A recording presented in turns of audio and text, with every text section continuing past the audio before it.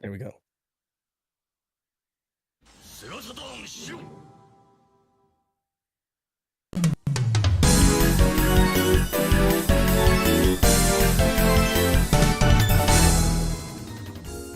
Welcome to the show, everyone.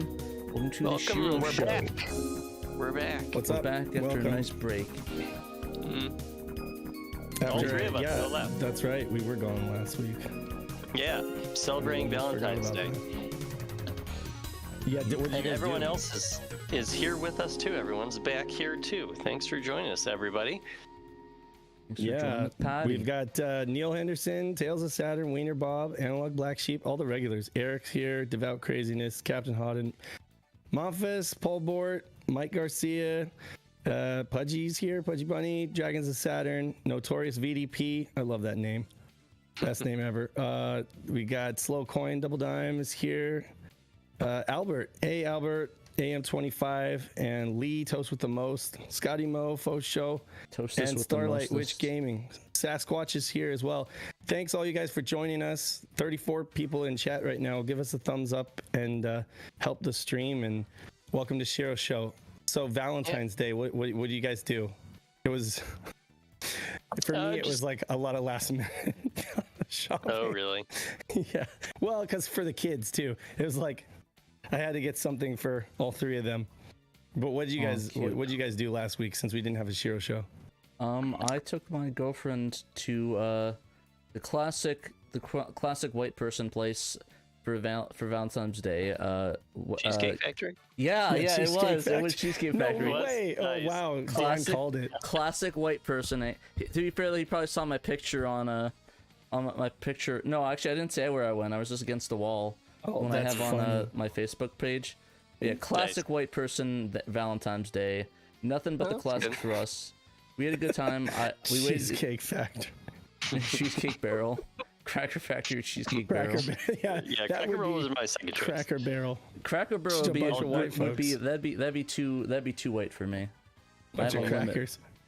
Limit on white. Well, Bunny made us dinner at home, and for that, I was at the little candy shop in town to get some candy, which I was there on Valentine's Day because I was getting like chocolate dipped fresh strawberries, which is like their specialty. So, you want it fresh, like it only lasts for like 48 hours or whatever. So you want to get it like, when you're going to give it. And so was everyone else in town because it was like a half-hour wait to get through the line and get some. Which I mean, they were moving people through. They did a good job. But yeah, so I got some strawberries for my parents, and then I had some for Bunny. So Nice. yeah, it was a nice little Valentine's Day.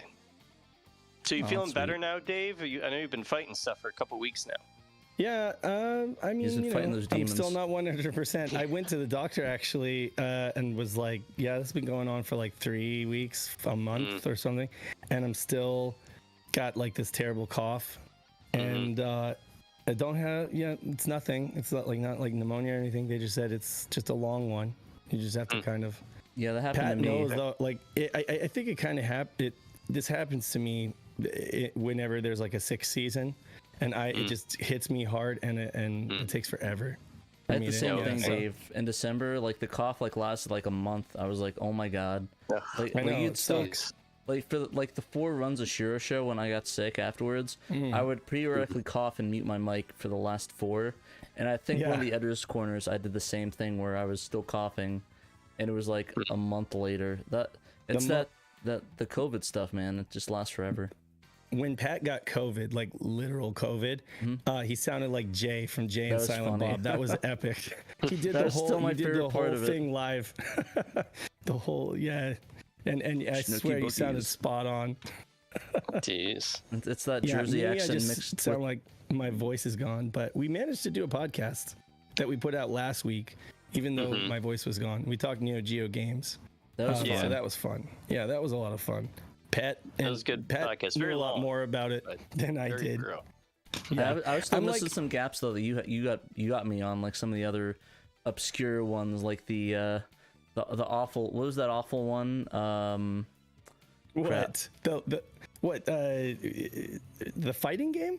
No, The not, world oh, that cures fighting perfect. game, yeah, Yeah, the World Heroes Perfect and that other fighting game, the 3D one. I didn't know anything about yeah. I've already forgotten about it because it was like so traumatic. It's like a what was that called? God damn it, now I can't remember. It was Garbage Game Turbo. It's like on the Neo Geo, it's like a pre-rendered 3D sprites kind of deal, which is totally not what that system's about. So it's like, yeah, avoid at all costs. And I don't know why we got a port of it on the Saturn for that matter. But either way, fun podcast. Check it out. Mel, Sega Lord X was there. Dan from the Sega guys was there, and Dan knows tons about Neo Geo stuff. So it was a lot of fun. Yeah, we had a really good time. We got Bo Bale's in chat. Hey Bo, how's it going? Berserker's here, and Frog Bull, Froggy, and Shadow. Yeah, we're gonna talk about Shadow today, right? Yeah. Pierre Garot. He said unfortunately he's not gonna be able to go do the show because he's a gig, but he believes Dan has it. Dan is a smart boy. I'll do. He's got a gig. He's got like a guitar gig. No, he's doing an audio. gig. He does like audio engineering for different things. Right. So. He's also a guitar player though. That's true. He's a hell of an engineer. So I didn't know if he says he has a gig. I mean, it could be any number of things. It's an audio gig, so I thought it was like I think it's a production. No, yeah, I see that now. I see that now. I didn't actually see the. I did technically what get else a has pickup. everybody been up to? You did. Oh, you got a pickup? Did you I got get? a pickup, but technically it's not for me. It's my girlfriend's Valentine's Day gift. It's this little thing called it's called a Trimmy Smart Pro. Like this little PSP looking thing. It feels very nice in my hands. It looks like a Vita. It is. It feels exactly like a Vita. I got it for her because she wanted like a little retro device, and she asked me about it, and I was like, I saw good reviews for it, and I was like, took the plunge, and I bought it on Amazon, and like it's this little like a PSP looking thing. It has like a lot of stuff on it. It has Dreamcast, Game Gear, Game Boy Colors, and all that stuff. And so it's even like N64. a little like emulation Android computer.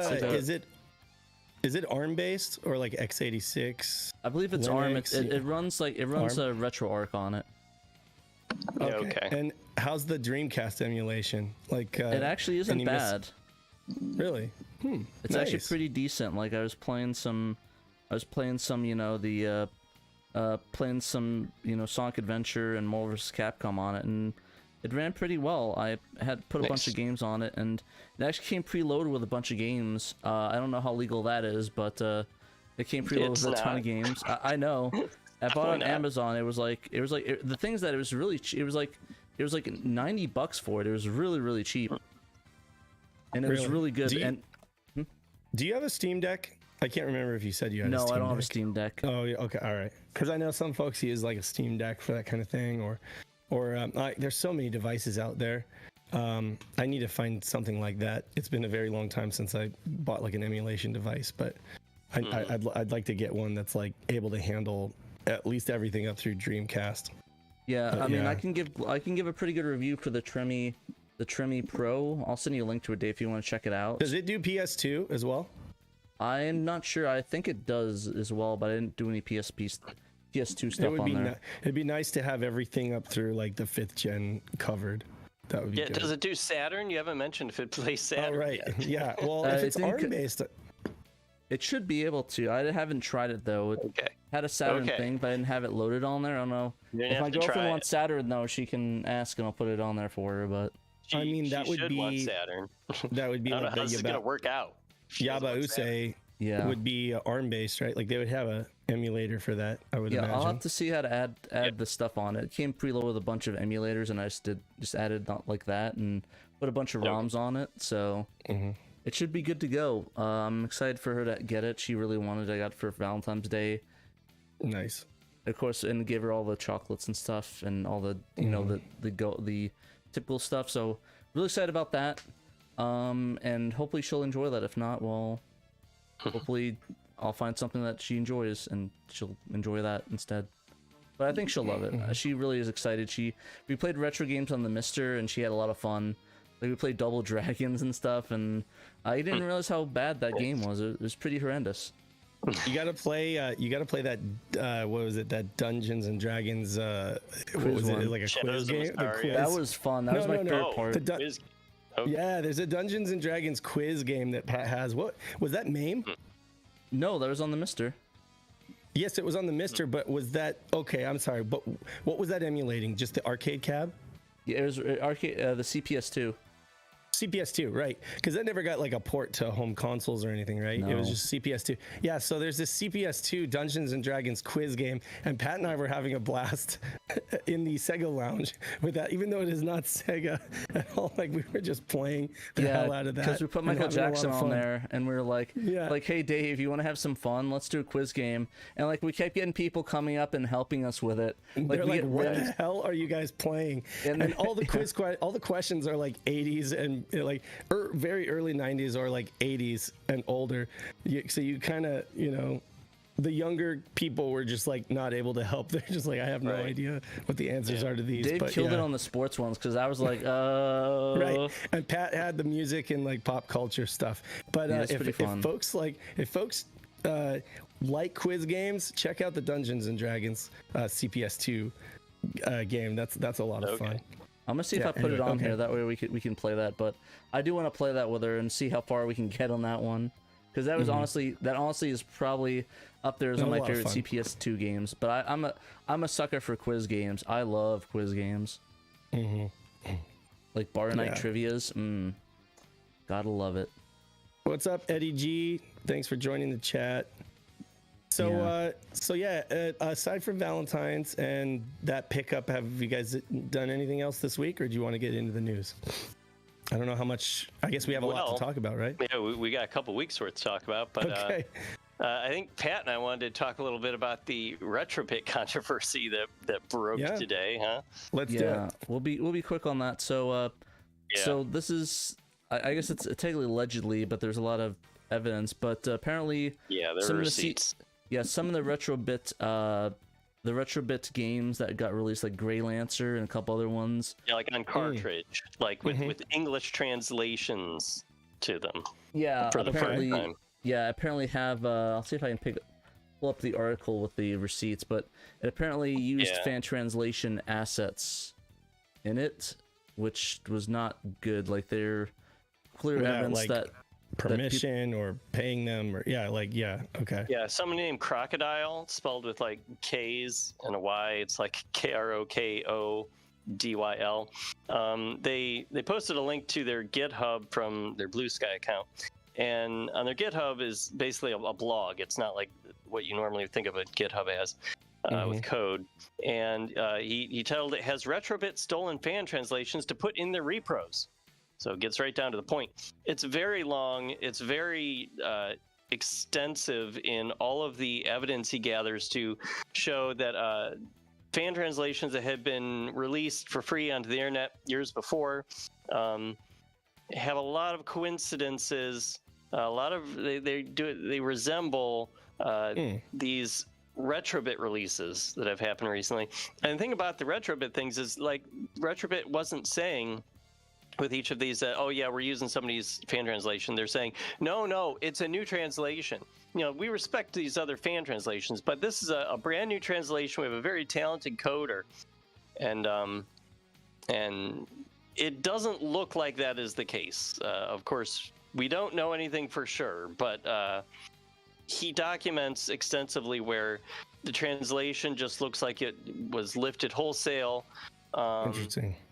Where there are like fonts that were like an English font was drawn by a particular fan translator and inserted into a game, and it didn't have that font originally.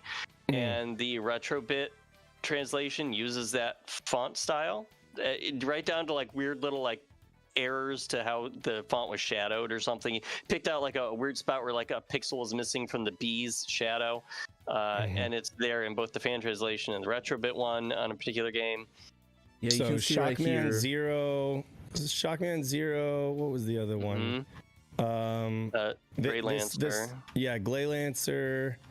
There's so many. Yeah, Shockman Zero, Grey Lancer, Assault Suit Viking, and then Mahajo King of Demons. Maijo Kingdoms. Yeah, sorry. Yeah. Mahajo. Yeah, but there's just a lot of that sucks. Not good. Yeah, like I said, it's like like I said, it's very damning evidence, and there's a lot of things. But I mean, I was talking to Trekkies and everyone else about it, and there's really not much people can do. Like I was, I mean, not defending them at all, but I'm just saying, like, I don't know if it's a situation where it's like an individual within the company that, did that without telling anybody that they were doing it, and everybody was just like, okay, they're on top of it, then, or if it's, but the thing is, at the end of the day, they should know what's going on in their own company, that's the thing, is they should have some kind of oversight for that kind of thing. So that's not happening, I mean, it'd be the same thing with any other business. If some individual is like forging insurance certificates or something like that, and then they get audited and then they get sued, but and it's like, but the buck stops at like the higher ups should know, like, if that kind of stuff is happening in their company. Any kind of illegal activity.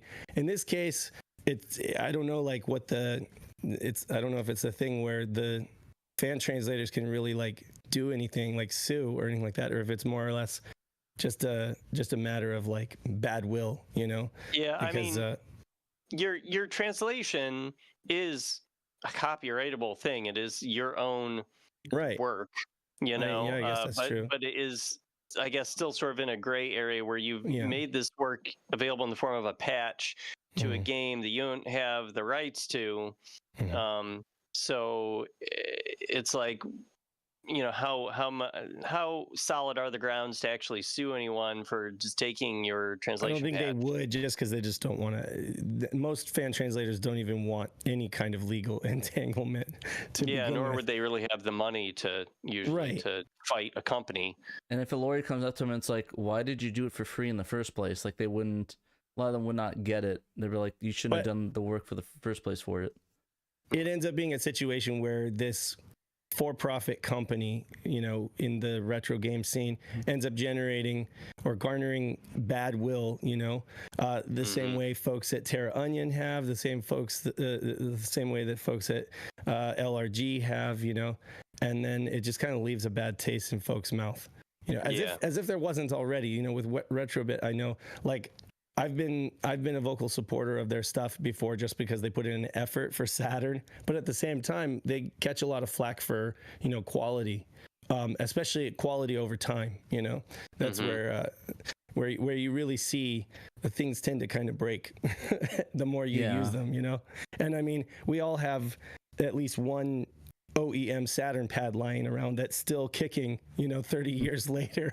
But a Retrobit pad that I bought like 2 years ago, the plastic broke, so they were already catching flack for quality issues with the quality, but I mean, even if these fan translators can't sue or anything, like, this word is going to get out, and the retro gaming community is not going to look on them favorably, I think. And their sales may take a hit from this, for sure. I would say rightfully so, because this isn't right what they've done. Unfortunately, what they seem to have done.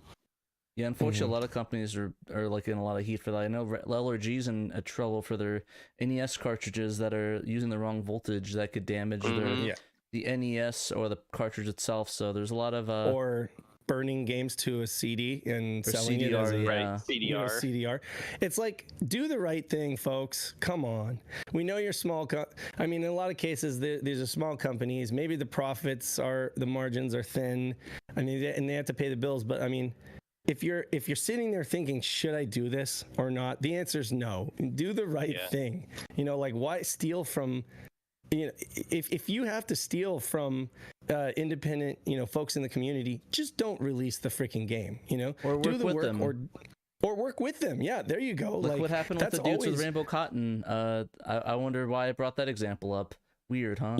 It's true. That's always a valid option. Reach out to them and try to work with them. But and if at least one of these games, Crocodile does point out that it seems that Retrobit did try to reach out to the translator, or to the programmer of a fan patch, but that programmer said they couldn't get a hold of their translator who they worked with, so they didn't feel comfortable saying, okay, yeah, sure, pay it, because I guess they did try to pay them for their patch. And since the programmer couldn't reach the translator. He just said, I don't really feel comfortable taking money and giving the okay, so just please don't use the patch. And it appears that there are many coincidences related to that patch now with one of their products. So so they maybe do try, and then something falls through, and then maybe they just kind of shrug and move forward. And they're like, oh, we really want to release this. It would be good for us, you know, it would be add to our library. But I mean, again, once you and it's like the stuff accumulates to the point where you have so many releases, and then folks find out about it, and it's so much more damning because now it's not just one thing. It's like the evidence is so damning, you know, several things. It's unfortunate. But yeah, like I would just love companies to be responsible and have integrity. Yeah, they should just hire a new fan translator, you know, a new like a programmer in the community or something. Be like, hey, can you do this? You know, we'll pay you. Do the work. Just make a new patch. We can't use the other one. Yeah. And maybe they do sometimes, but it seems like they did not with these 4. So well, hopefully they'll make it right moving forward and either compensate the guys that they worked on it, or they'll you know, just redo it. I mean, it's kind of hard to redo a bunch of them since they're actually released and burnt onto, you know, cartridges or discs. I'm guessing it's on cartridges, so it's like you can't really take it back anymore. The same thing with these NES ones, like Bob from Metro RGB pointed out, with the NES cartridges from LRG, where the damage is done, those things are out in the wild, and you know, someone that's unsuspecting might get it in the mail or have to deal with, oh, is this copy the one that blows up my NES, or is it the one that, you know, doesn't do it? It's fine. Yeah, for sure. So it's like the Pandora's box has been opened. It's like the same thing like the that sort of stuff, the repro labels, where it's like, well, you replaced the labels and now you sold it and now it's out in the wild. So it's like, is somebody 2 buys or 3 buys down the road gonna know it's a repro or not? Like there's just a lot of like weirdness that was missed, and I think that's why when you do these things you have to make sure you get it right, because this is the stuff that can happen, especially with the disc games that might have been flipped or somebody sold it and it's a CDR and it just doesn't work. It's like, well, much I can do on that end. Or like they'll have it for like 2 or 3 years. Like you just put it on the shelf, it's like, oh hey, I'm gonna sell it, and then somebody 3 years down the road finally plays it. It's like, oh, it's the CDR version, but LRG's not replacing it anymore, so I'm screwed. So I got a paperweight I paid hundreds of dollars for. Great, thank you. It's what I wanted, what I needed. So anyway, I guess that's our rant about this retro gaming indiscretions in the industry lately. Yeah. So I guess controversy. Was it? Did you say there was another controversy that we wanted to talk about? No, there was those two. Were the 2. The LRG one, and then the. Oh, okay, yeah, got it. Okay, cool. Yeah. Sounds good. We'll run the news jingle, Pat. Let's do it. Alrighty, let me do the jingle. Okay. Whatever you can hear that. A little jingly jangle, I like it. I'll take your word for it because I can't hear it. Yeah, we can't hear it either. All right, well, somebody want to talk about the Under the Microscope, about Nights into Dreams? Sure, I can talk about it. Oh, go ahead. Go ahead. So this one I thought was really cool. So, in the Splash Garden level, there's a boss you fight, Puffy, where sometimes, depending on what time you throw them through the door, throw them through the shelf over there, a door will pop up and an object will fall out sometimes, or the door will just open. And what was found is that it's on the timer, where it's sort of like, you know how Super Mario Brothers, where on the certain times it'll play the fireworks depending on what time you ended at. It's sort of like that, where if you end on 82, the door will open and an object will fall out. But if you end on 81, there would be no object that sort of exited out of the door. And he was sort of right, but there's a caveat to it, where there's sometimes where it's 82, but it doesn't pop the object out. I believe that's sort of what he's implying, or is it reversed? I'm kind of confused in that thing, but essentially that it's either like it pops out at 2, basically the clock. It's basically the space between the last object and the back wall where the clock can be 2 when the game former is broken, but the counter is down to 1 by the time it's later touched. Right, so the door does not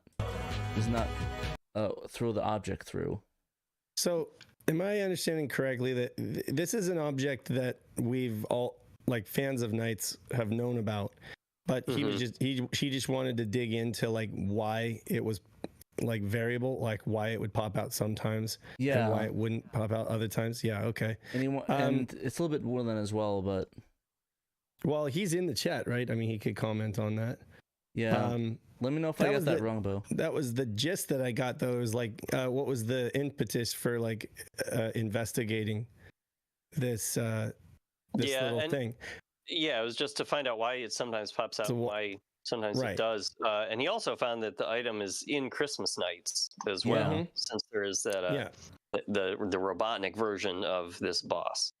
So here's a funny thing. Oh, go ahead, Dan. I was just going to say, but he never pops out in that version of it because the Sonic mode that is the only way you would normally be able to access that boss in Christmas Nights. He uses a different timer than the timer that's used to determine whether this object falls out of the closet door. So that's why it never normally pops out. But okay, so how did he get it? Oh, he did a cheat to get it to pop out in this case? Because there's a video in his article. Yeah, he hacked it. Yeah, basically what he did is he because the timer that Sonic uses and Knight uses are 2 different ones. So the object popping out's linked to the Knight's timer, but it's not linked to the Sonic one. So what he did was he actually modified the Knight timer to be in the state of 2 to pop the object out. Yeah. And he essentially completed it with Sonic's timer, and the object popped out with Sonic fighting Puffy as Eggman, or Eggman as Puffy. I do have a theory about this, and I can't prove it, but I have a theory. So apparently when the folks who did like the Knights data mining project, when they mined all the objects for this level, they found that this, I don't know, it's like a cone shaped object. It actually has a face on the side of it that we can't see because it never faces the camera, right? But it's like a little mask. And then like in the actual assets of the game, everything in this level has like a prefix of Mo, and then whatever the name is, like, if it's a door or if it's a wall, right? Mo underscore wall. This is called Mo underscore Jack, JACK. And I think, and this is just a theory, I can't prove it, but it kind of looks like a really crude Jack in the Box, and how it like pops out sometimes. Like and I wonder if it's just a matter. I wonder if it's just a matter of them not being able to afford the extra polygons, just because of the system's power or whatever. Because you would expect it to have like a spring and then like the head and the hat, but instead it's like on a stick. It's just basically on a stick, and it's got a head and like a hat. It basically looks like an egg on a stick, with a cone-shaped party hat or something like that. And it just falls out every once in a while randomly, kind of like a Jack in the Box, like the door's open and it pops out.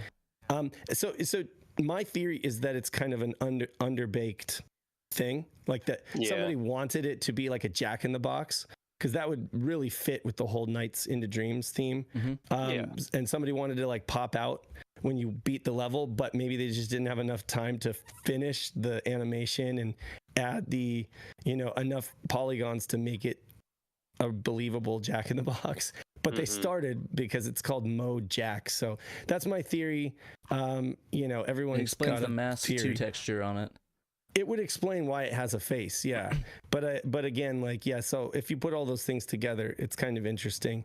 I wouldn't be surprised. I know like there are a lot of things in games that just never really get finished, so they either get hidden or they're just not finished, and you just left to wonder, oh, what's this strange geometry, so Knights has a lot of that. Bo says in chat, the neat thing to me was that you can catch Puffy in between the obstacle and the wall. So there are 2 parts to the Easter egg. Nice. And he said, all the videos are memory hacks. Okay, my chat didn't catch up. I had to like refresh my chat to get probably that. Probably locked you out like it did to me again. Yeah. It likes doing My that. chat's working correctly for once. I see. Okay, cool. Yeah, I'm just Checked all the other catching Knights up on all. bosses for timer gimmicks and didn't come up with any. Okay, well at least you're thorough, Bo. It would have been cool to find other little surprises like the Jack in the Box guy in other bosses, but at least got Anyway, to the as a bottom of huge that one. Knights fan, I gotta say, like, I love the fact that there's just so much like weird stuff hidden in these games. Burning Ranger Yeah. is very much the same thing. I guess just Sonic Team games is par for the course. You get a bunch of these weird little things that are either hidden or excavated years later. I still think my Yeah, favorite one it's is crazy. the one in Sonic CD where it's like you're playing with Power or whatever with Sonic and his weird face thing. Yeah, I was just thinking that too. Like I remember when I was Oh, a yeah. kid, my friend had I had a friend who had a Sega CD and a Sonic CD, and so that's how I first played Sonic CD. Was going over his house, and we were trying out different cheat codes we found from a magazine or something, and one of them like brings up the creepy looking Sonic, and you hear the Japanese Eggman laugh. That's like so ominous, and the scary music or whatever in the background, just like that, like freaked us out because we did that at like 2 a.m. or something. It was like really quiet and Right. dark and everything. It's like, oh my god, what did we just unlock in this thing? It's I think it's funny in the when you play the Japanese version, the Europe one, it actually is a more upbeat, groovy one, so it's less creepy. No. It's like more like jamming because the Eggman one's Oh, like because the scary music is only in the American version, isn't it? It's the American boss. Yeah, that's but it just true. makes it exponentially creepier because of the theme. It's really funny, but yeah, definitely check out Bo's other articles that he he wrote up as well, and of course his G8Z podcast that he works with that inspired him to bring it up and suggested the topic. Yeah, Nice. Fun is Infinite. That's what it was. Sorry, Fun is Infinite. Yeah, in fact, just a moment here. What was it? They actually just released an episode, and it was Green Hill Zone. Let's see, broadcast animated short feature retrospective, aka Cartoon Time. They did a Land of Illusion episode, and there's a bunch of great stuff on here. I highly recommend GHC podcast. Very entertaining. A lot of variety in the content too. So but it's always interesting stuff. So I recommend that. And then check out Bo. Bo has a section on our website now under what is it, under resources or articles? Bo's hacks, patches. Yeah. So you can check out like all of the different stuff that he's dug up from Saturn games and Dreamcast games. Resources, and then you just go to was it the hacks and cheats, and it's just a whole section of all Bo's hacks and cheats that he's worked on. So if you've ever wondered, if you take any Saturn game, you wonder like, are there any cheats for this? Check out that section because you might find something. Some of the stuff that he's found is pretty crazy. So Dave, do you want to talk about our next article, "This Best of Saturn" from Peter? Sure. Let's see here. So that would be what the Netsu Oyako, the hot-blooded family. Neketsu Oyako. Neketsu Oyako. Yeah. Right. So a 1995 side-scrolling beat-em-up courtesy of Technosoft. Neketsu Oyaku, roughly translated hot-blooded family, is a colorful 1-to-2-player affair. Family matriarch and scientist Saeko has been captured. Take control of her pro wrestler husband Rondo, daughter Rio, or their assistant Tora, and kick some ass. Each character has a robust move set to lay waste across 5 levels. Pick up weapons, health items, bombs, and work your way through each level before squaring off against a powerful boss character. Like Streets of Rage, step this way. It actually is pretty fun. Is it? Yeah, you know what? I know this is one that I probably have burned to a CDR. I don't, and I'm sure it's on my, as in like, that's probably the last time I played it was like a burned CDR. I don't think I've played this since a decade ago. Putting it on my satiator. But yeah, now, do you guys know offhand if this was an arcade game as well, or was this straight to Saturn? Actually, I'm not sure. Think it was. I don't know for sure, but let me look it up real quick. I think it was an arcade game first. I could be wrong. Yeah, let me just look it up real quick. Yeah, I have just not curious. played this game. I certainly have heard of it, and I know it's one of the handful of actual side-scrolling beat 'em up games that are on the Saturn, so that's cool. Yeah. What you got, Dave? Platforms. So it looks like PlayStation, PlayStation Network is like a downloadable, and then Sega Saturn. So basically just 32-bit. It's a console game. Yeah. Yeah. But what's weird is Sega Retro. They have it listed as PSP. Okay. So maybe that's what the Sega Network thing was Yeah, it might be a talking about. PSP download. PSP, and what's this one? Sony PlayStation 3. Okay, so yeah, it was. It's on PSN. So yeah, Japanese PSN.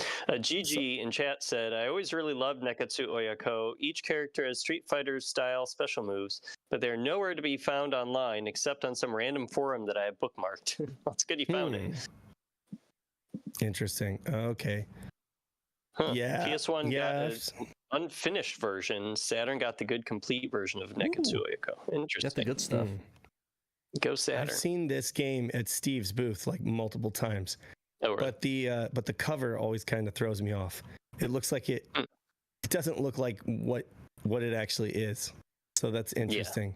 I'll have to pick that up next time at his booth. Was it an expensive game or? No, I don't think that's the other thing is I think it. Let me check that too. Is this an expensive title? I don't think so. Shopping. Let's just see what we get. Oh wait, maybe. Yeah, some places have it listed over $100. Interesting, but I've seen it at his booth, and I don't know. I don't know how much he was charging, but he had it out in the general, like he didn't have it like behind glass or anything like that. It was just out in the general listings. I thumbed through. I think he had a couple of copies. So I'll have to ask him next time I see him to grab one. Kind of looks like a Neo Geo game, to be honest. And honestly, like it does. It has the Neo Geo vibe to it, like the art style. Doesn't it? Like, and really, it comes down to like huge sprites, and then like kind of like the colorful backgrounds and stuff like that, and all the explosions. Yeah. Like that, just all that stuff looks very similar to like Neo Geo, SNK, or ADK.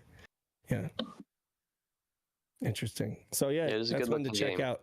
I'll be honest with you, like I haven't played this in a while, so I probably need to. Well, that's the other thing too. Look, right on this first screenshot, it says credits 5, right? So it's like if it wasn't an arcade game, why would it have you dropping credits?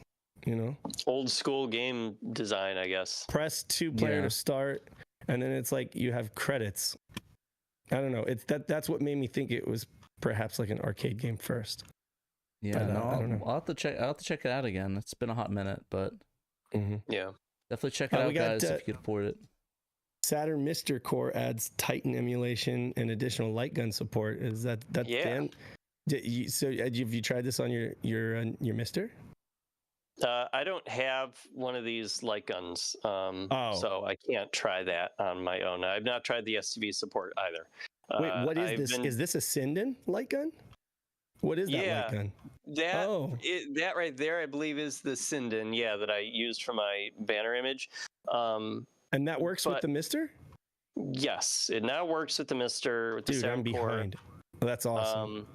And some other light guns. Here we go. Gun 4R IR. Gun 4 IR. You can even use the Wii remote or the PS3 Move controllers. You just have to have a light bar that is on that's getting power, or I guess you could even go old school and light a couple of candles.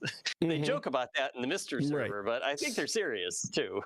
Just go get your mom's closet, get her candles, and just do that. Motion controls, budget or buttery? Depends on what we're talking about. I think if we're talking maracas, are we talking like Bob? It could be that, like the Switch controls as well. I would say that's buttery in some aspects. It's budget in some. Wii was kind of like a budget system compared to the others. Wiener Bob, thanks for the $1.99. Thank you, appreciate it. I liked my Wii. I liked playing Wii games, and it was so it was buttery for me. It was buttery. Controls are buttery. So anyway, all right. So the Saturn Core, I hadn't written about it in 4 months. I'm so sorry. He was busy playing it. He got lost. He's lost the sauce. Yeah. Well, that's the thing. Lost in Like, the sauce. I had a MiSTer coming to me, and so I was like, "Oh, cool! I'll start using that for my coverage." And then it like took longer than I thought it would to get here. And then once it got here, I had to like set it up and learn how to use it. Like, sure, a MiSTer is easy, but you also have to like learn about it and how to use it and set a couple things up, and then it is easy to use. So yeah, it took me a little bit. I am pretty set up with it now. I can just like load stuff into it wirelessly over the internet, over the my home network. I mean, I just kind of boot up my PC and I can just drag and drop new cores and games or whatever. Yeah, onto my MiSTer. So it's super I didn't know awesome. you could do that. I've just been doing the Is SD that, card like- route. Oh yeah, that's how I do it. I just leave the SD card in my MiSTer. You have to like, there's like a server that comes preloaded, or at least it did on my SD card. There's a server, and you just have to like go into the command line. You have to hook a keyboard up to it, but you have to go into the command line and type a couple of things. I Googled it and figured it out, and then it's just like on. So then you can just on your PC, you just go into like bring up a Windows Explorer window and type in / MiSTer, hit enter. It'll take a second to think, and then it will pop up with your SD card. You can navigate. So is wherever it you want. basically like a SSH kind of thing, where you're like a secure shell? I don't know. Some consoles have you send files over to a server that way. Yeah, I guess. I mean, it runs some little server software to work with your home network. I got you. Off the MiSTer. So anyway, yeah, there's been a ton of updates in the last 4 months that I did summarize in my article. So please go to SegaSaturnShiro.com and check it out if you want the details. But some of the most recent big developments have been that there is Sega STV Titan support being added to the Saturn core now, and light gun support. Now, I mean, there was always like Saturn original stunner or Virtua Gun light gun support, and not always, but there has been for a while in the core. But you needed a snack adapter to plug into the USB, one of the USB ports on your MiSTer, and you had to plug your MiSTer into a CRT. Because obviously a Virtua Gun is not going to work if you're not actually looking at an original CRT. But now there is support for some of the modern light guns that work with LED, or flat panel modern displays, like the Sinden light gun, like the Gun 4 IR. Like I said, the Wii remote, all that stuff works now. You do have to like go into the input menu when you've booted up the Saturn core, and then choose Virtual Gun as being your pad, and then it will work from there. So that's a pretty cool update. People can finally enjoy themselves some Virtual Cop and House of the Dead and Death Crimson and whatnot on their MiSTer. Another cool thing that's been added recently is a composite blend. That's the term. A composite blend option has been added to the image options for the Saturn core. And so what that does is it kind of like simulates how games look when they're played on a CRT. It kind of like blurs each pixel into the next pixel. It does kind of this softening of the image. And you can see there, I put a couple screenshots side by side in my story. I should have taken one where it shows off like the mesh effect that kind of looks, it's supposed to be like a transparency effect, but it's not true transparency in the Saturn. Like the the waterfall in Sonic 2 and stuff, in Sonic, right? Right. That sort of thing. Or a lot of times shadows are created with mesh transparencies, and they look like just a normal transparency on a CRT. Well, with this composite blending option that's been added to the Saturn core, thanks to Kuba J was the one who contributed that to the core. Now it kind of looks like transparency, like how it's supposed to, even on your modern display. Yeah, so that's a really cool option. Nice. Excellent. No, I'm excited to try out more of this stuff. I kind of want to set up that network too. Yeah, you should. Yeah, you can play the what are they, those terrible fighting games. Gosh, what are they? Now I can't even think. There are a couple early fighting games on the Saturn that used like mesh transparencies for the clothes. Yes. Oh yeah, and Battle Arena Toshinden. Battle Arena Toshinden and URA and Remix. They both use like any kind of see-through clothes or pants or whatever are like done with mesh transparencies, and they look absolutely terrible. One girl has like poofy mesh pants. Right. And There's a like use case now for this one. composite blending. Yeah, absolutely. There've been a lot of other bugs fixed, especially with like Dark Savior and Battle Garega, making things look better and work better. So there's been a ton of work on this core. And, when I wrote this story, what was that? It was last week on the 14th, so a week ago today, from when we were recording this. The STV support wasn't like totally working yet. Like a lot of games were not like playable. They were bootable, but then you couldn't really play them. But the developer of this core, SRG320, Sergey Vodnenko, he is on fire with this thing. He's doing a new update, unstable nightly, every 2 or 3 days. And so just in this last week, I believe that pretty much all of the STV Saturn, all of the STV games are working on the Saturn core. Now, why would you want to play STV Titan games when almost all of them were brought to the Saturn? Like there were Saturn versions of them. Aside from being a hipster, from what I can tell, you might want to like credit feed your way through, say, Die Hard Arcade. Because of course, with when you're in like STV mode, you can just like hit a button and just pop another credit in as much as you want and keep going. Exactly. Whereas in the Saturn version of a game, you only have so many lives or so many continues that they give you before it gives you a game over and makes you start from the beginning. Unless you play a lot of Deep Scan beforehand.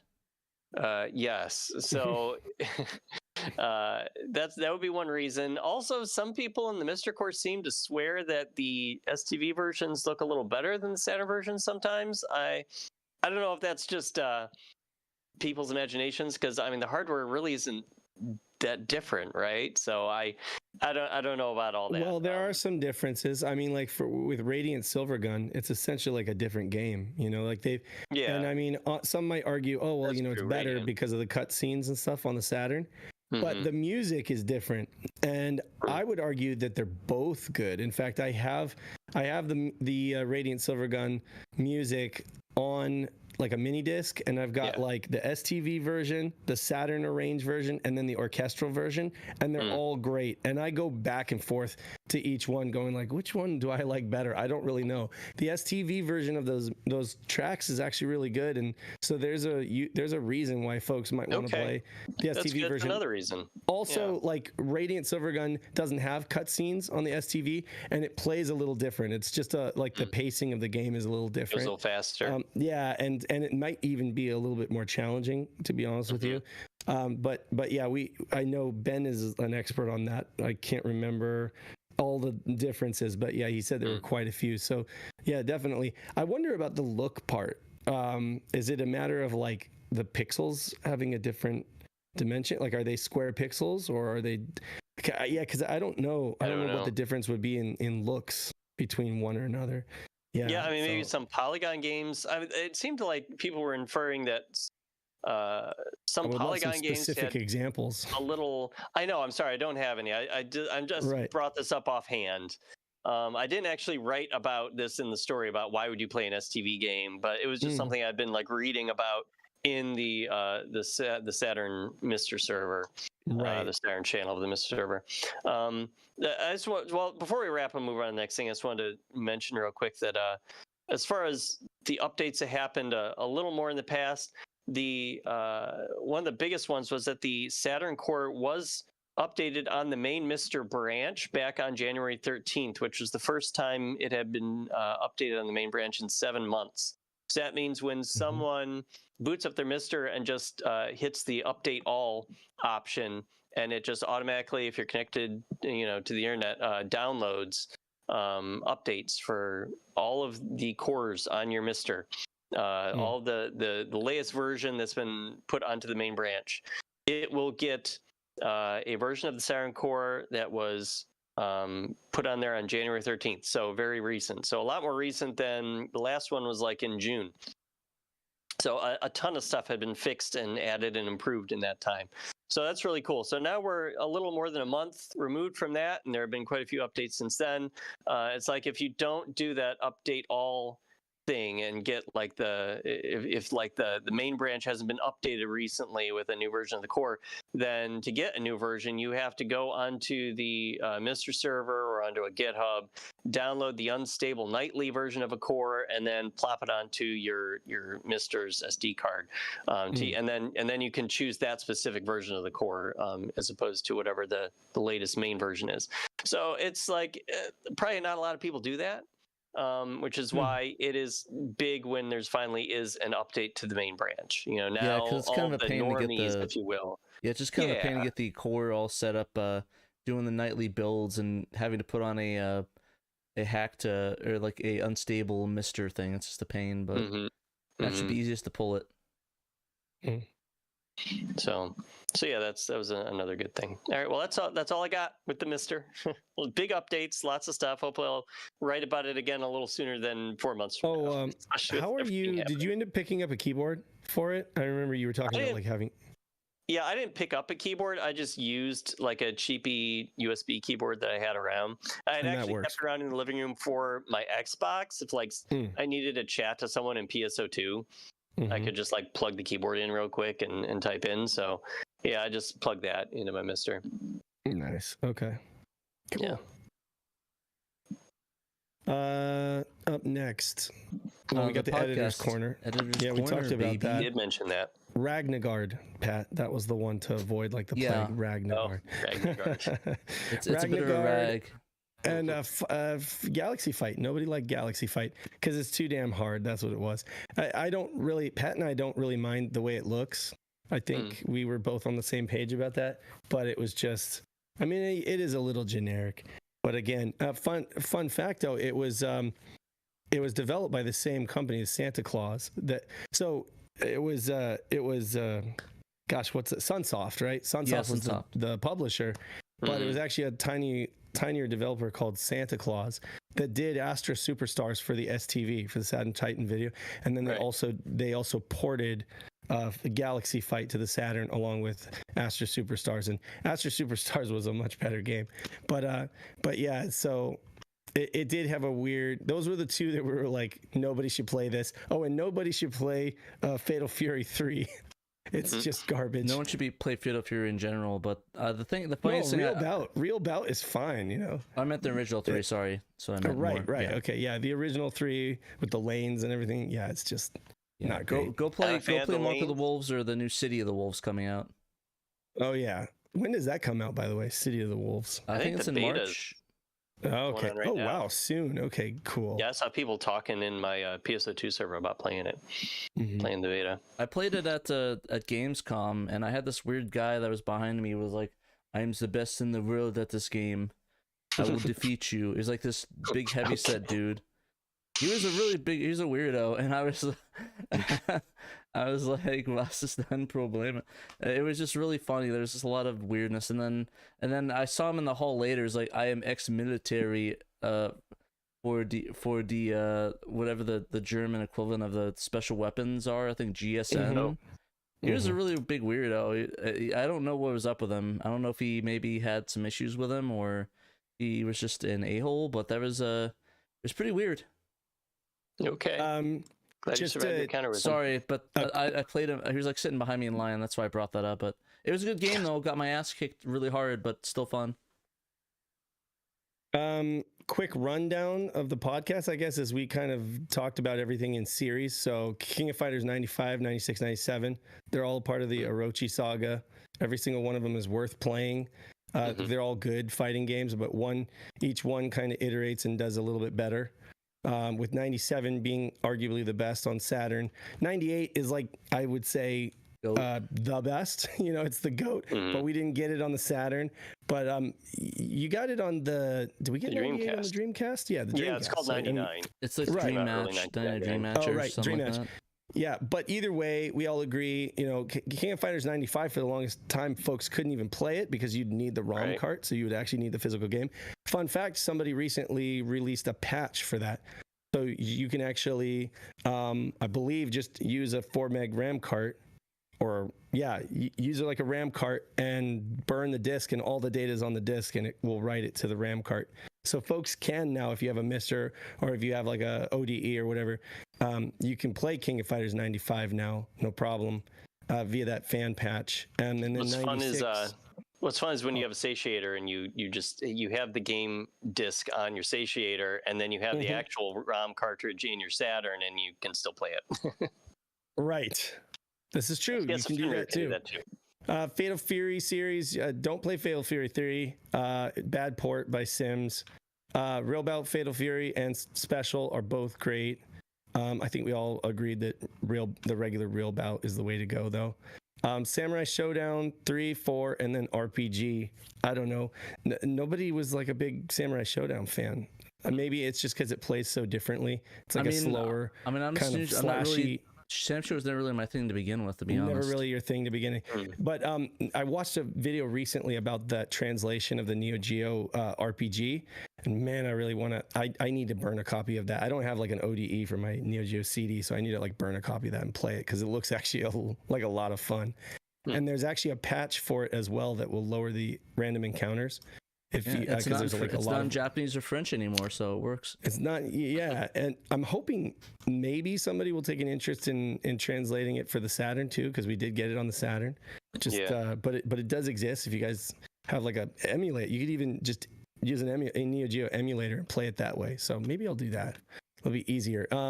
Galaxy Fight, terrible. Waku Waku 7, not terrible, but kind of, I don't know, it doesn't look as good as the arcade version. There's like there's that weird issue that you have with the pixel squishing, kind of like the same way you'd have with Castlevania, where everything kind of gets squished when the sprites scale. They just look like garbagey. But aside from that, it plays well. Magical Drop, I don't know. Nobody really had Magical Drop, or not it's not a whole lot definitely a of drop fans. that you wanna avoid. I mean, it's got fan service and stuff like that, but And they're puzzle games. They can't be that bad. they're not bad. No, that's the thing, is I think that was our takeaway. Not bad, but like not much to write home about.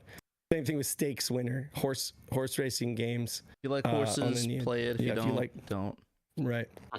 Metal Slug, of course, I think is the best game that's not a fighter. Because Twinkle Star Sprites, that's kind of like, that's a puzzle / shmup / fighter. It's like a puzzle fighter equivalent, except instead of fighter, it's shmup. But I think Metal Slug is probably, if you don't like fighting games, because most of the ports to Saturn are the fighting games, but Metal Slug's awesome. Twinkle Star Sprites, awesome. Underappreciated too. More people need to play that game. And then of course Puzzle Bobble 2 is amazing, but has terrible box art for the West. I still can't believe that's what they were thinking. I thought the worst thing about that is the name of it for the US, Bust a Move Again for the Neo Geo. I didn't realize that the worst thing was that US. I thought there was Bust a Move 3 or 4, and then there was that other one for the PS2, the Bust a Move 4 or something like that, where it's like the baby on the cover. Yeah, I don't think it ever got better than Bust a Move 2 or Puzzle Bobble 2.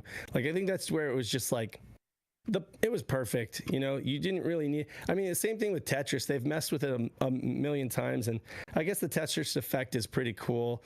Like, but I mean, classic Tetris is always just so pick up and play. I feel that way with Bust a Move 2. It was just perfect. Yeah, Moija is a better Magical Drop. Money Puzzle Moija. Yeah. Oh yeah, Puzzle Moija. Is that the one with the cat? The cute cat? Sorry, I got Exchangers. Yeah, Exchangers is good on the Neo Geo, but Moija I think is better than Magical Drop. Yeah. So World Heroes perfect, Fighters History Dynamite, and Ragnagard. Those are kind of like your poor man's fighters. I don't know why they ported them to the Saturn, like considering how. I call them the Nail Salon Special. The Nail Salons. Because that's where you're going to get cheaper carts that you could afford. Couldn't afford the expensive games. Yeah. Like King of Fighters 2001 or something was like a pretty expensive cart, even like for the arcades. Yeah. If I remember. So like those later King of Fighters games were like 500 megs or something like that, and they were like expensive carts. Yeah, because we said the standard loadout for is World Heroes Perfect, Metal Slug 2, and then like one of those other ones, like maybe Art of Fighting. Right. Yeah. Anyway, I love me some Neo Geo, and I know Pat does too. So it was an easy and fun topic to cover. And so, folks, definitely, if you can't Neo Geo on real hardware, you can always emulate, or you can play it on your Saturn. And there's some good ports there. Highly recommend. Next up, we've got an English patch, long awaited. Yes. He's been working on this for a while, and it's finally out. Who wants to take this one? I can talk about it a little bit. Okay. All right, so what is it? Get ready to defend the white base from the Principality of Zeon, Saturn fans. The English translation patch for Mobile Suit Gundam is finished and downloadable. So this one is the translation of not the other side story games, the Mobile Suit Gundam plural for the Saturn. I know there's a lot of different Gundam games, so this is like, I think, was it the first one that was released? This is the very first Gundam game on the Saturn. It came out in December 1995. It's just called Mobile Suit Gundam. This is the one that they've translated. It's like a side-scrolling hack and slash shoot 'em up or run and gun type of a game. Yeah, and it follows the 0079 universe, which is Mobile Suit Gundam, Zeta, Double Zeta, and then Char's Counterattack universe. I think, are those the ones? If I'm mistaken, let me know. It specifically follows the plot of the 3 movies that are based on the very first Gundam series. Yeah. Although it does throw in a few elements from TV series that were cut out of the movies, so it's kind of like a mishmash. Yeah, no, this is Shadow Mask, and this is Shadow Mask's first like led project. Like, first project he actually led, which I think is really impressive. We played this like I think last year, a year and a half ago. He sent us a demo of it. And he and it was a ton of fun. I love Gundam. I like the side. It's a side-scrolling like side scroller, I guess is the best way you can describe it.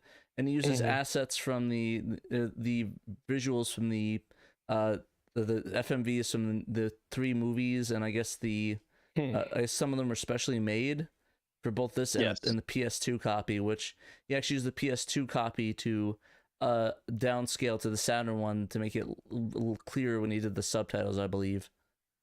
Yeah, he did. All of the cutscenes in the translation patch are replacing the original ones in the original Saturn game with the PS2 versions.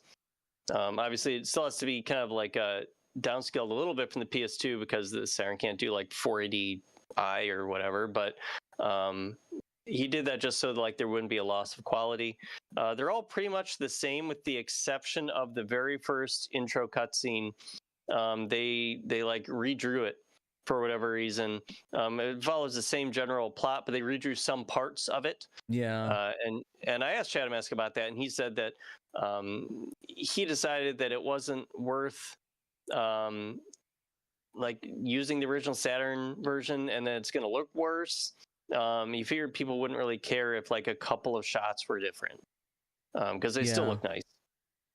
No, it looks great. And I think honestly, while it's not a direct 1-to-1, I would prefer the enhancements and the better quality and different than like maybe a camera angle that's off by a millimeter. Who cares at the end of the day, Yeah, it also does seem like the PS2 version, like you can see more of the frame. It's like they zoomed in a little bit for the Saturn version or something, and they have like the entire animation cell for the PS2 version. I don't know. So that's what you're getting with this translation patch too. It's pretty cool. The colors seem a little richer, which is nice. It wouldn't surprise me if the PS2 copy basically accounted for widescreen, because a lot of back in the days, the 40i days, there's this thing called pan and scan. I don't know if you know that. The concept, guys, the pan scan. But yeah, well, for the audience, it's basically where it's the widescreen, but they cut half of it off and they scan to where the action is. So sometimes they'll cut that off. So they might have had the widescreen ability and just added the more detail to that. So it's really cool that they're able to incorporate that. And actually, I think it's more of an enhancement than anything. But yeah, he did a lot of work on it. I remember it was this was a year and a half in the making, but it was worth it because like they did some nutty cool things with it. Like they actually fixed the encounter cutscene things that was rumored. Oh, there's no way they could do it, but they're like somehow they're able to modify it and actually add in the subtitles and fix it. It was really cool, and they go into a little bit more detail on how they do that. Right, yeah. Sometimes during missions, like a character, it'll pause the action, and like a character's portrait will pop up on half the screen, and they'll talk. There's no subtitles. It's just voice dialogue. And then, the other half of the screen will be the other character's face, and they'll reply, and they'll talk to each other. And so they had to figure out a way to add subtitles because they didn't want to redub over it with voice acting. A big reason was because Gundam's original Japanese dub is so iconic that they didn't want to tick off fans who wouldn't like whatever voice actor they replaced all these people with. So yeah, they could do that, or they could have. And I don't think there's lines in the original for like the dub to doing that either. So you can't even grab right. That's the other thing. They couldn't take like an original English dub from back in the day because yes, some of this stuff is new to the Saturn game. Right. Yeah, and I'm fairly sure they couldn't be like, hey, can you make this line sound kind of like Char or Amuro and just not say you're Amuro? Like, I don't think they could legally do that and have to pay money for that. So yeah, I almost did a double take because the briefing screenshot that you see here looks almost exactly like the briefing screens from Gun Griffin, and I was just like, wait a second, is this the same developer? No, it's not actually, because of course Gun Griffin was Game Arts. This is actually a first-party game, believe it or not. Yeah, it's published by Bandai, or not, and licensed. Sega CRI developed it. CSK Research Institute, which is basically first-party Sega.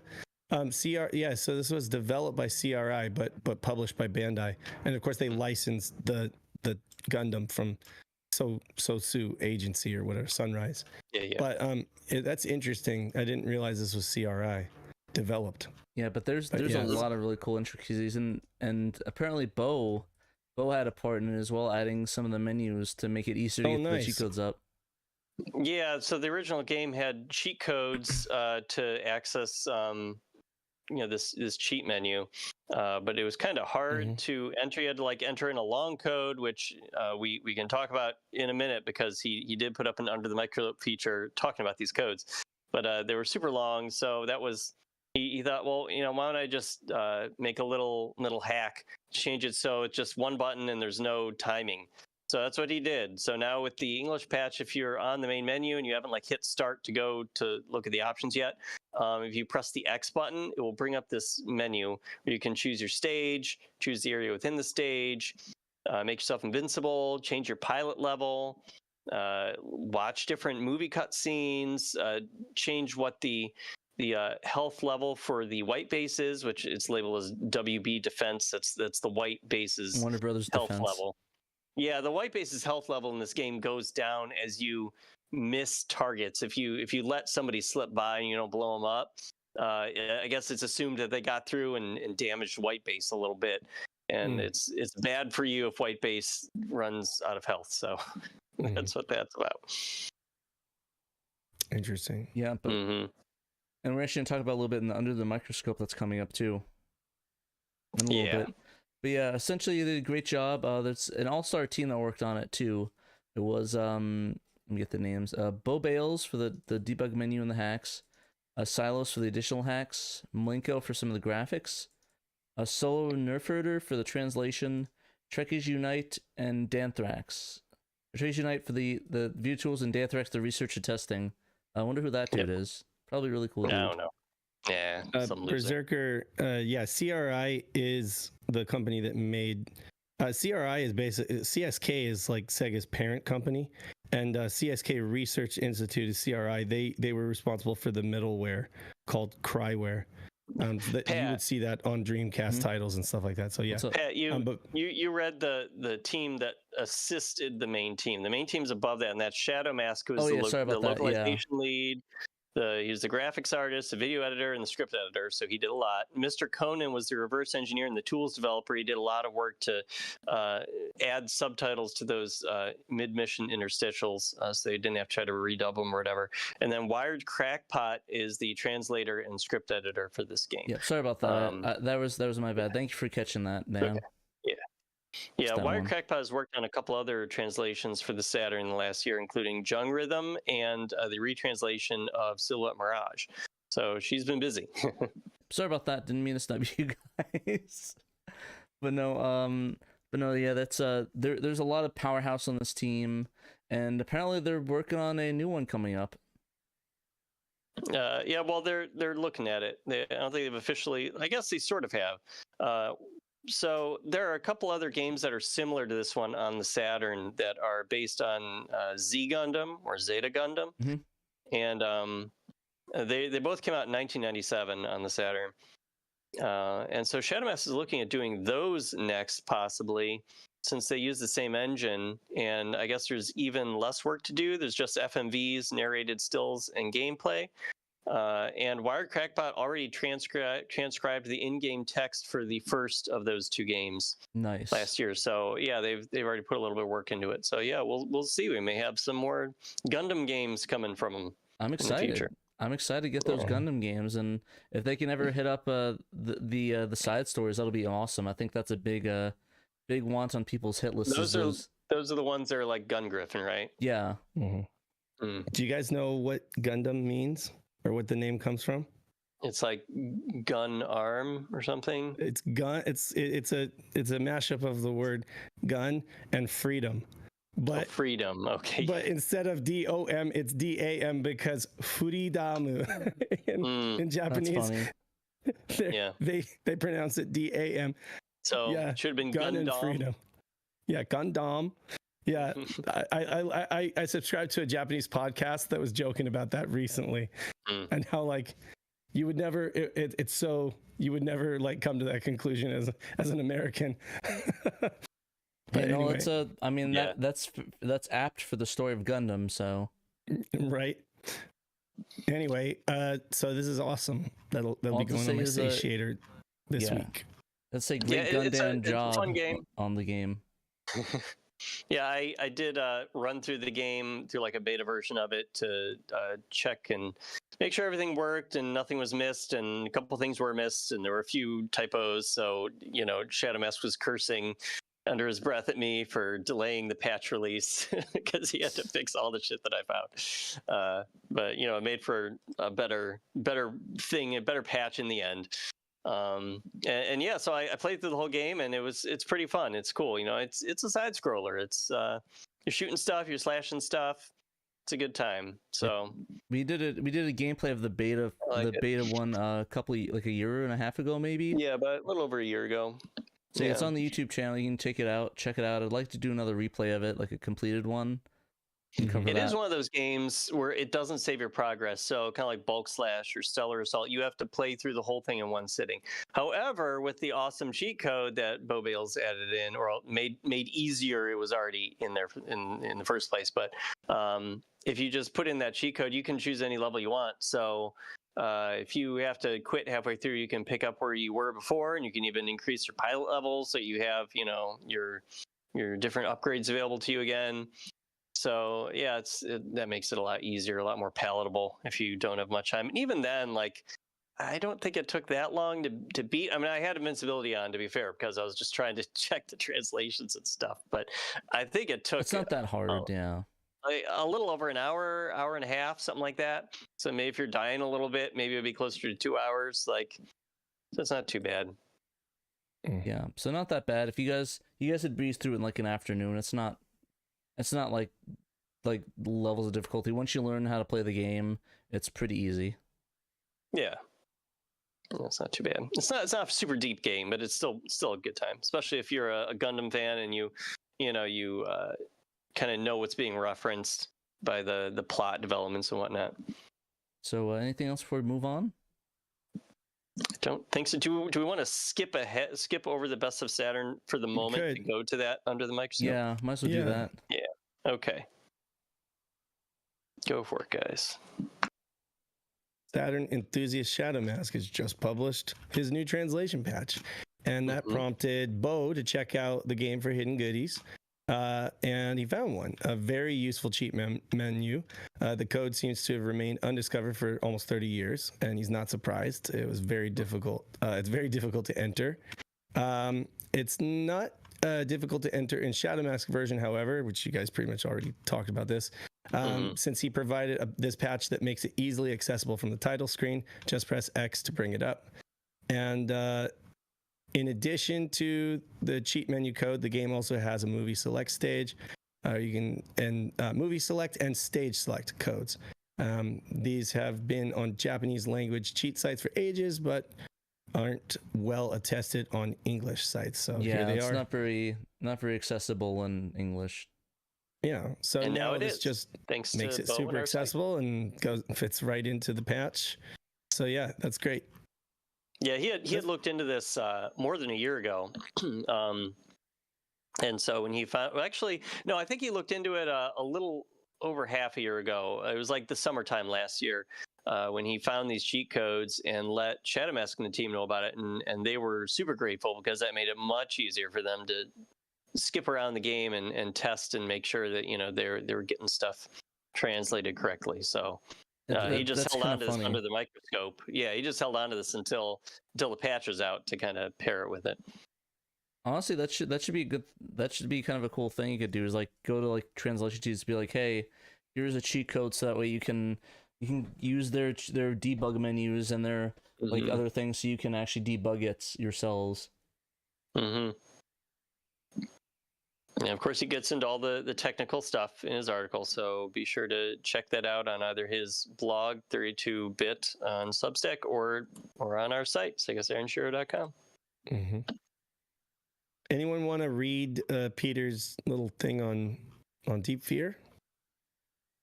Sure, Pat, you love this game, right? I love you want to do it? Yeah, I love D? I love the D. I love the big fat D, and I love the D Fear. Okay. Amazing. Let's go. This is a Best of Saturn Silver, so it's a little more So of an not quite in-depth gold. write-up. Not quite Not gold. quite gold. But silver. Wait, catch me up to speed. What's Best of Saturn Silver? Dave, I know you lost a couple weeks, but come on. I have no idea. Okay. Catch me up to speed. our good friend and fellow Shiro, Peter Malik, Right. started a couple of months ago, 3 months ago, he announced this with I think it was the Virtua Cop Best of Saturn write-up that he did, that he was going to start awarding the true Best of Saturn games a gold award, calling them # Best of Saturn Gold. And ones that were like very good, but not quite the best, he would call them Best of Saturn Silver. So I'm gonna have to fight with him on this. Yeah. Okay, so putting them on the site, Have to I've been switch up in adding that to leadership soon. the top. Okay, So so that yeah, we no, know. I seem to remember that memo, but I needed you to jog my memory. Okay, I guess that helps everybody else at home. Okay, I didn't remember that he'd be doing it like with a new hashtag Best of Saturn Silver. Yes. So because at first I think that means like the game's so old it's starting to turn silver, it's starting to turn gray.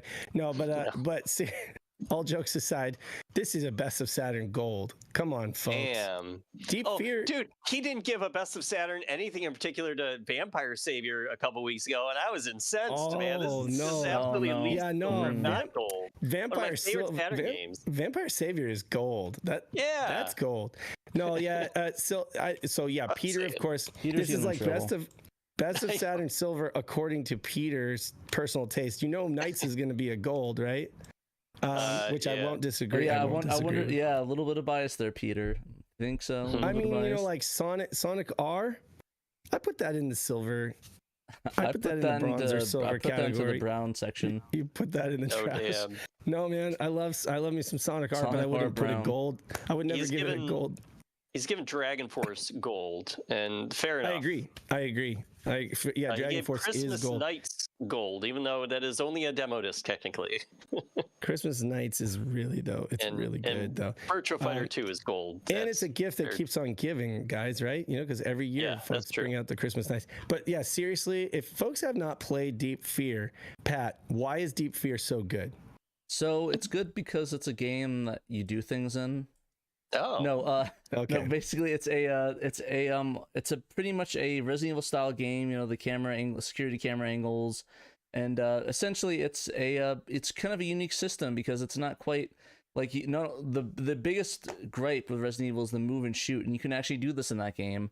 and there's a lot of interesting mechanics with air and stuff like that, which I think really adds to the increased playability of the game. Like it makes it more complex than shoot zombies till dead. You can run and shoot. You can scuba dive in this game, from one airlock to another. You can have to manage your oxygen, like you said, and there's like locker rooms where you can change your weapons, and there's rooms that you can rifle through, file cabinets to find like parts of the story and stuff. Very Resident Evil-esque. But I mean, this was made by System Saycom, and it was so well done. I think that this is gold on Saturn for sure. Not to mention the fact that one thing I love that Japanese developers did back then is they love to like base these games off of like movies. So you'd have like The Thing, you'd have D2, which was very much a derivative of like John Carpenter's The Thing, and then you had games that were derivative, like Enemy Zero is very derivative of Aliens. This is very derivative of The Abyss, so it's underwater research facility. It's kind of like The Abyss, right? And so it has so much vibe to it, and the characters are so even the part that you could argue is bad, like the voice acting, is funny though, So like Dubois is like one of the best characters because it's just so bad it's good. It's a little House of the Dead-ish. Yeah, a little bit. Voice acting's not quite there. It's a little bit worse than Resident Evil, if not worse. Really? Yeah, I mean they're both so bad though. I don't know. Come on. The thing is that I think Resident Evil just has the iconic factor of it that beats it out, just by a tiny bit. Well, it was the first. It was the first. This is in no doubt. This was copying Resident Evil. But I'm just amazed at what a good job they did. I've even seen it framed as this was Sega's apology for not getting Resident Evil 2, since Resident Evil 2 probably would have been ported to the Saturn in 1998, and Deep Fear came out in 1998. So. Yeah, I would have an argument that this would be better. That this might be better than Resident Evil 1, but I don't know if this is better than Resident Evil 2 is the issue. Here's a question: has Bo deep dived Deep Fear? I should know that. You should call it a deep dive into Deep Fear for the article name. I'm looking it up real quick. By the way, Peter has been doing this silver and gold thing since September, so that's almost half a year now. Silver and gold. I don't know if Bo has yet. I don't know if he's messed with Deep Fear. Wait, Bo, people take me seriously? Request. I'm just using our website and looking in the search to see if I find anything from Bo, but I'm not seeing anything. So asked me if I think the backgrounds in Deep Fear are in 480 or just 240. I don't know. I'd have to bring up an emulator and check it out. Are they high res in the background? I would guess they're probably just 240. I mean, I don't think 240 because the game is not interlaced, and it wouldn't be 480p. So I mean, the game is not interlaced. Pretty sure they're just 240. Okay. Yeah, pretty sure. Yeah, honestly, I don't know if you can render the backgrounds in 480i and then render the sprites in 240p. I don't think that's a possibility. No, it's like the whole screen it's all isn't that what interlaced or progressive. Does? In Fighters Megamix, don't they have a high resolution for the background and the polygon? But the thing fighters? is, the entire screen is interlaced, though. Like, I don't think you can have two separate resolutions. Yeah, you can't send two separate resolutions to a TV screen. So it's like, I believe it is considered high resolution mode, but that's basically interlaced, But yeah, no, I'm pretty sure this game is not interlaced. This game is like solid 240p. Yeah, I can confirm. We can confirm that later. But yeah, I'm pretty sure it's 240p. The backgrounds do seem like it's higher quality though. Like maybe he meant it. Are they pre-rendered or are they generated by the console? Maybe is what he meant. But I think he means the resolution. Yeah. And if that's why they're sharp. I'm trying to look for that information. The textures do look nice though. Yeah. Anyway, okay, so yeah, silver. It's debatable. It's up there though. It's up there. It's that good, guys. I'm not kidding. Play Yeah. it if you haven't. Yeah, the music score is composed by Kinji Kawai, who did Ghost in the Shell, Ultraman, And Nexus. it's so good. It's Fire so good. soundtrack. Ghost in the Shell is probably one of my favorite soundtracks, so lines up. Oh yeah. The monsters game... Sorry, go ahead, Pat. The monsters are designed by Yasushi Nirasawa, who did Enemy Zero and Shibigami Tensei and Kamen Rider. So there's a lot of talent behind this game. And he did like physical models. He did like physical clay models, which that's where a lot of like the high res images in magazines and stuff come from. Is he actually like molded and sculpted these like physical models of the characters before doing them in 3D. So I mean, there was a lot of love, a lot of like craft put into this game, you know.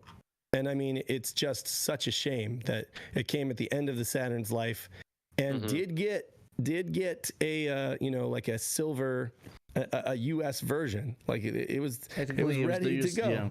Never released, but ready to go. You know, so yeah.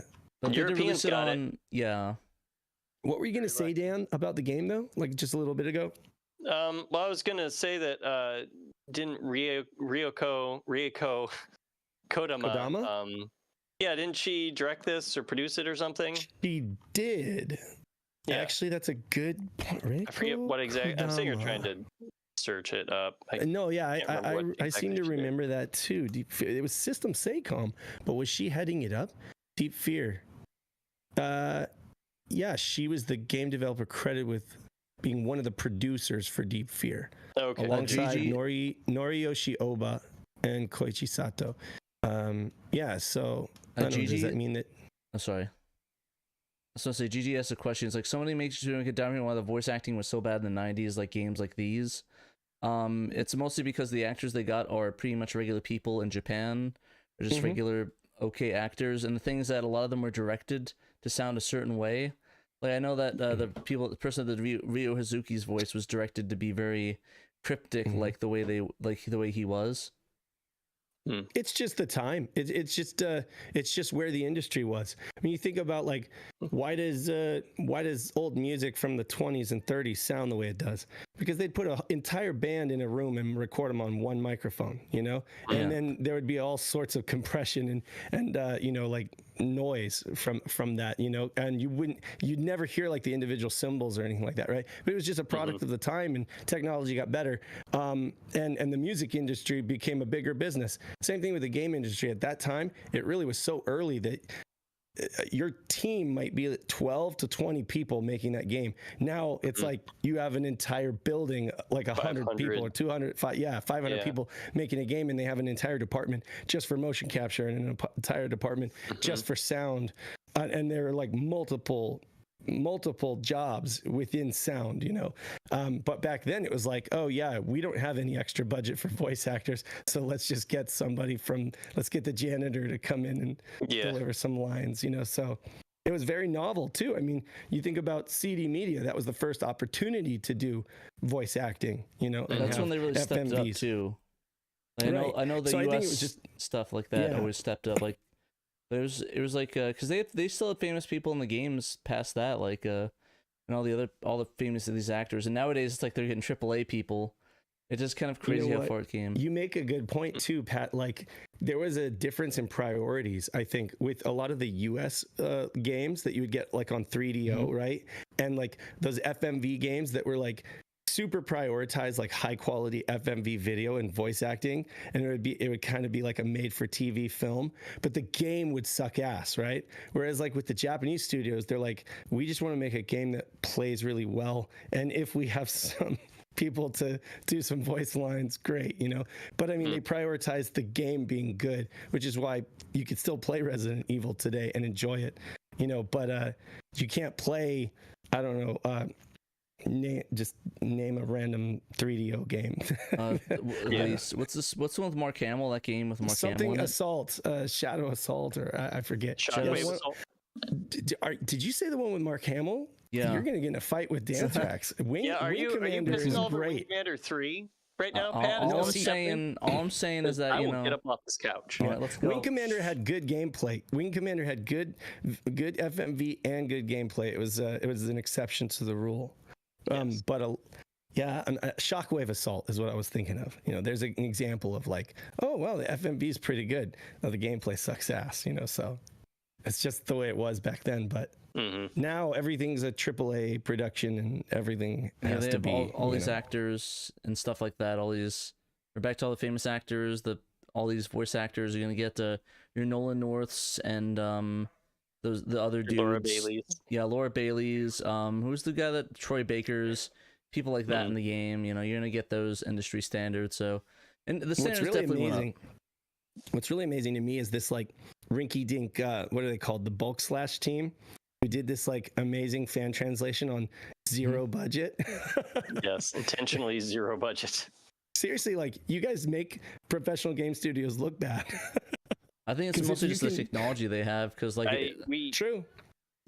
Yeah, I mean, we lucked out with really good volunteers and everything. So yeah, we're living in the age of the bedroom studio. The bedroom recorder. You can make your own album. A lot of folks do. So. But yeah, so Deep Fear starring Keanu Reeves. Yeah, I can easily see the budget for Bulk Slash, if they did what they did in the 90s, being at least a couple $1,000s just to do all that studio time alone. Not to mention, that's not even with paying the actors. So, verdict. Do we? I say it's gold. Do you guys disagree? I say it's gold as well. Are we editing? I think it should be promoted. Deep Fear's article to upgrade it to gold. Overruling Peter. I'll just be sure to tell Peter that I thought so.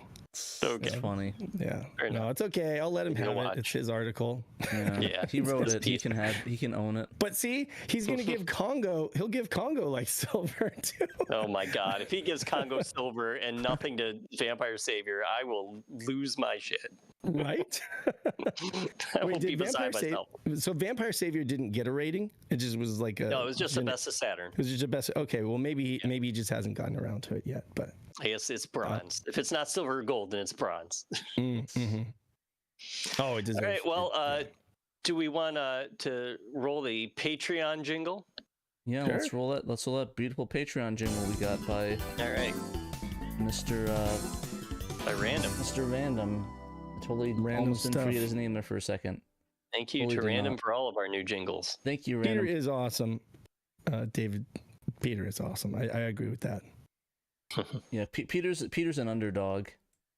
He's like, he works in the shadows, but everything he drops is like solid gold. Oh, he's aged a lot better than me, that's for sure. We got a murder of. Thanks to everybody who supports us at the $10 and up level. We appreciate you guys so much. And some of you here are like $40, $20. It's just insane that the amount of support that we're getting from you guys. We appreciate A Murder of Crows, Cerulean, Chris Piper, Daniel Fredrickson, Derek Pascarella, A-Team, Emerald Nova, Evo 42, Fat Drunk Friend Otaku, Gem Clash or Rank, Johannes Fetz, Lion Wing Publishing, Memphis, Normal Guy, Nutrageous, Orlando Guy. That's a new one. Was I absent on the show when he came out? Yeah. I don't remember hearing that name. Well, there he is. Yeah, Orlando Guy. We got two of them. We got Orlando and a Normal Guy. And then we got a Normal Guy. We got Paul Bort. Thanks, Paul. Robert Ramsey, Rowan Dinked, Sega Steve, Stoneman. Of course, the Sega guys. Go check out them on YouTube and also on our website. They do articles for our website. And Young Money Swee, or Jung Rhythm Swee, whichever you prefer. Jung Rhythm Swee. Appreciate all you guys. Everybody. And everybody else who supports us at any level. We appreciate you too. Come, chat with us in our insider chat. Yeah. On the Discord. And then everyone can join our Discord if you want. I always say this, but if you can't afford to do the Patreon, that's okay. Just go ahead and join our Discord, and so we can chat with you, and you can be a part of our extended family. We have events going on all the time, thanks to the likes of Gregory Rasputin and Double Dime, Slow Coin, who's here in the chat. They put together our awesome community RPG challenge. Fan. Yeah, Sega RPG fan, of course. Joe, responsible for our ability to play Saturn online, and also he's a part of the community. In fact, we're going to be playing one of his favorite games for the next community challenge, so that's going to be awesome. I'm excited to see what it is. I think I'm going to be participating because it's well, I don't want to give away too much. But Sasquatch in Time. Thank you for the $2 for the Saturn Fiends. Saturn Fiends. I need to do some. I need to see Sasquatch. I know he's local to me, but we never have time to hang out. So no, Sasquatch. Let's chill sometime. Mm-hmm. Or whoever's in Arizona. If anybody wants to chill in Arizona, we can do a meetup. Oh, Sasquatch in Arizona? Yeah, he goes to Game On Expo all the time. Wait, was he? Oh, he was at Game On Expo that time. That's right. Yeah, that was him. Yeah, that was him. Okay, nice. Awesome. Thanks for the $2. And yeah. Thank you to everyone for all your support and for watching and for listening. We really appreciate it. Mm-hmm. Keep coming back. Yeah. So next up, we are going to be recording I don't think I need to keep this a secret. Our next project, or our next like mainline episode, is going to be covering like rich dad games or like lawyer doctor sports. So think bowling, fishing, tennis, poker. So like billiards, casino, billiards. Yep. You get the Minnesota Fats, some virtual casino, some Sega Bass fishing. It wouldn't be Sega Bass Fishing. It would just be bass fishing. Yeah, on it wasn't Sega Bass Fishing until Dreamcast. Yeah, exactly. And then you had things like the virtual tennis, and then I'm missing one. Oh, of course, we wouldn't be complete without our guy Craig Stadler and Pebble Beach. Of course. So it's all like doctor and lawyer sports and like rich dad sports or whatever. I don't know what we want to call it, but that's the next one we're going to be doing, because a lot of those games they get passed over quite a lot, so figured it would be, what do you even call that? Like clubhouse games, I guess, like kind of like clubhouse games. I like the Rich Dad games. That's kind of cool name. Yeah, that's true. Yeah, it's pretty funny. Yeah, Rich Dad. You gotta be careful though, because there's a self-help book called Rich Dads that is a scam, but you don't, you didn't hear that from me. Okay. Wait, so that's not your opinion? That's a scam. No, I just don't want to get sued. You just don't want to get sued for a defamation suit. Allegedly, it's not worth doing, is all I'm gonna say. Men with mustache games. Don't cancel me. Rich Dad, Poor Dad. That is it. Rich Dad, Poor Dad. That's true, because fishing and bowling can't. You could be on a budget and do those things, but golf is kind of an expensive pastime, unless the place you're going to is like by the airport and it's in really bad condition. I don't know. Yeah, all those self-help books, man, I swear, they literally, it's like sell real estate is like 90% of them. It's really funny. Sell real estate or do what's that called? Do seminars is the strategy in all of them. Well, Patreon subscribers can look forward to that podcast soon, and then everybody else will get to listen to it about a week later. Yeah. So that'll be cool. Good topic. All right. Anything else before we roll credits? I don't think so. Good. I need to go. Lift some weights and break my arms in half. No, don't do that. Well, this has been the SHIRO crew reminding you that you must play Sega Saturn. You must. And we will catch you next week. Bye. Bye.